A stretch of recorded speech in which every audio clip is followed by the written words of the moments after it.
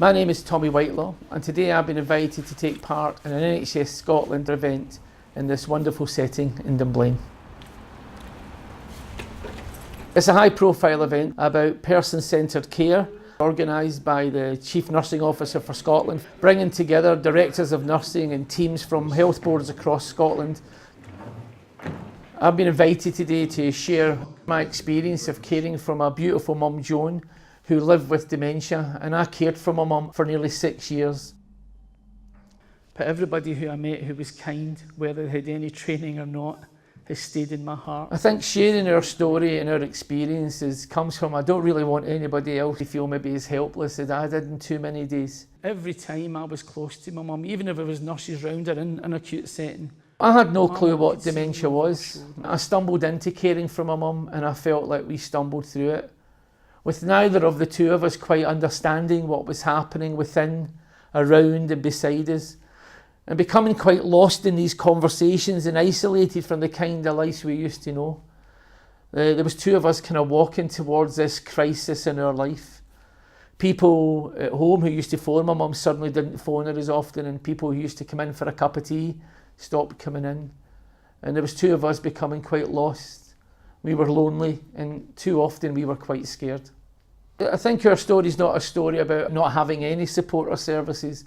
It's a story about a fragmentation, about people speaking to each other.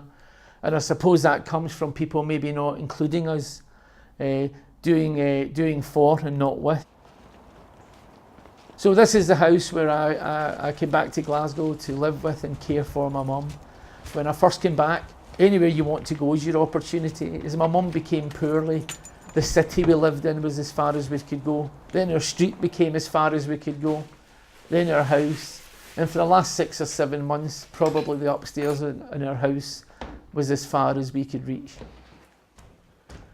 Too often people would focus on a condition and not on my mum's beauty, her story, everything she has been.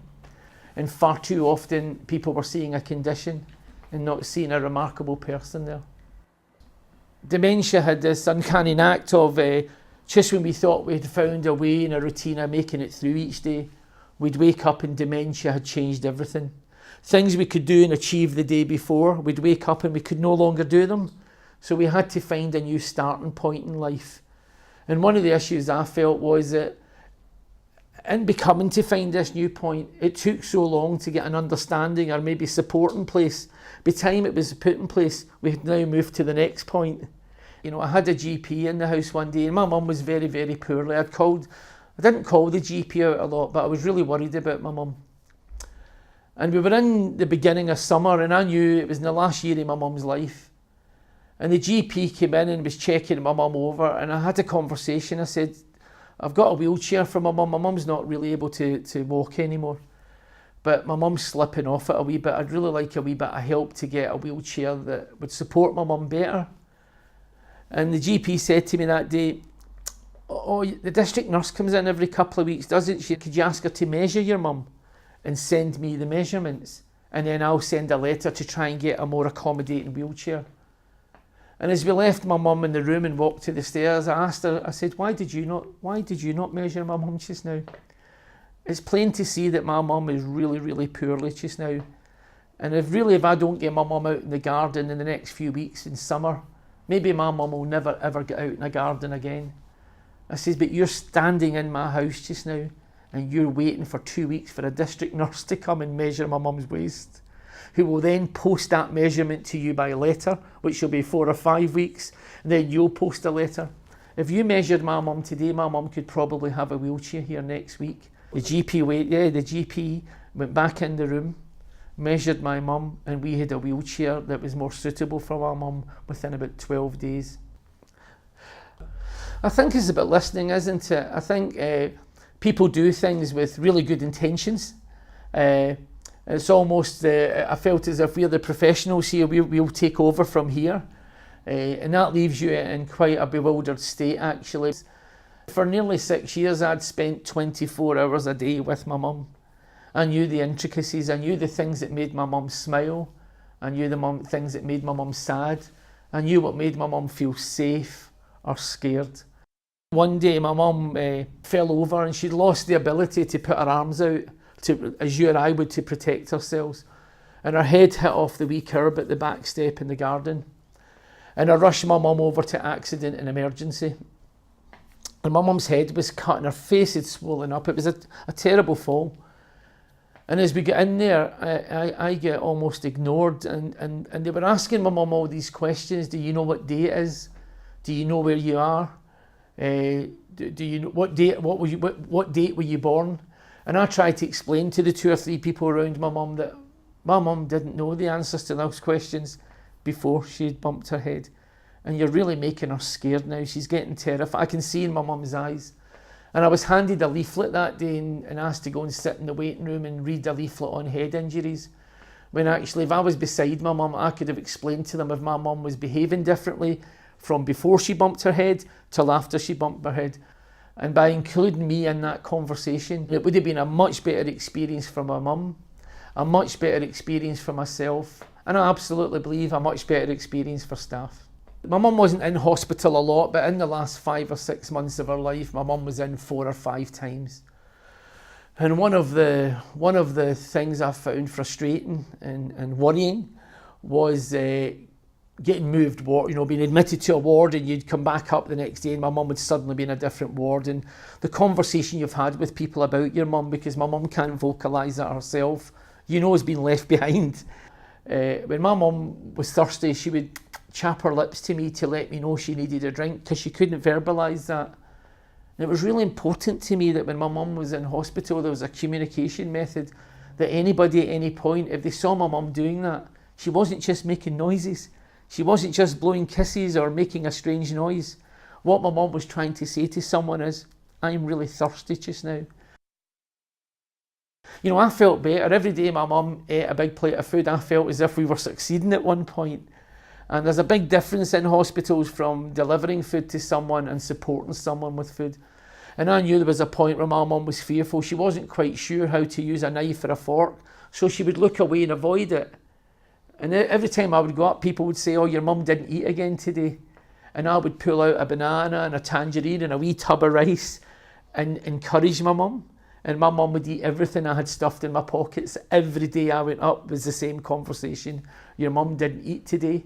And every day when I went up, my mum ate everything that I had in my front pockets, in my inside pockets, because we were having a communication, a conversation, and a relationship over food.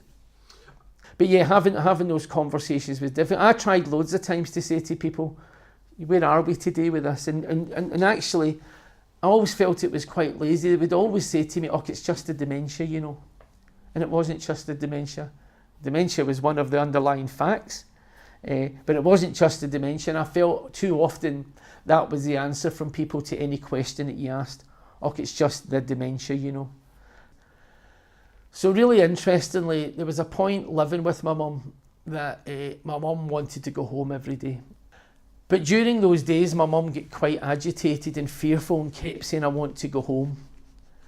And actually, every time I spoke to our CPN or psychiatrist about that, they would just increase my mum's risperidone, an antipsychotic drug. And because part of our campaign, we've asked people to share their experiences with us. Thousands of people have written to us as a project. And in the letter from a lady, actually from up just past Aberdeen way, she wrote to me about her husband and said that she felt her husband was over-medicated, and it made me feel quite curious about my mum's medication. So I asked for a complete overview of all my mum's medication. She was on between 17 tablets and 2, including inhalers for different needs a day. And a week later, when my mum got let out of hospital, she was on 7. And that was purely because different people medicating, from a community psychiatrist, a GP in a hospital.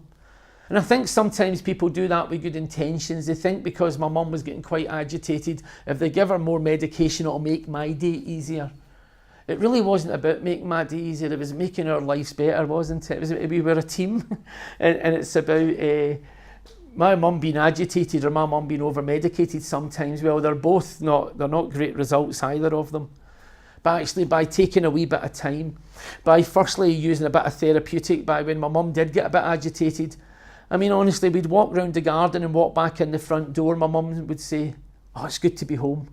Where for the last half hour she was saying, "I want to go home." And I'd put the kettle on and my mum would be so relaxed.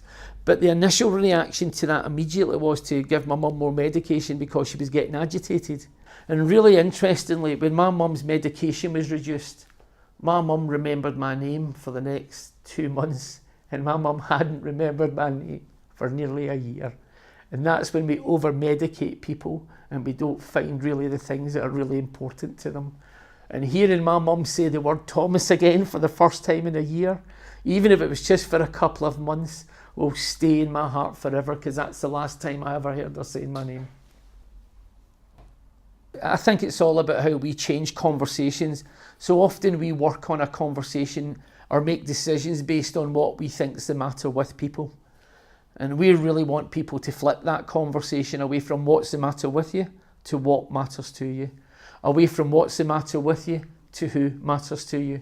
We think having a what or who matters to you conversation with a person or a person who's supporting them creates a better relationship, better care, better experience and better outcomes. And I would encourage everybody to think about, are we always concentrating on what's the matter with people? And how often are we finding out what matters to them?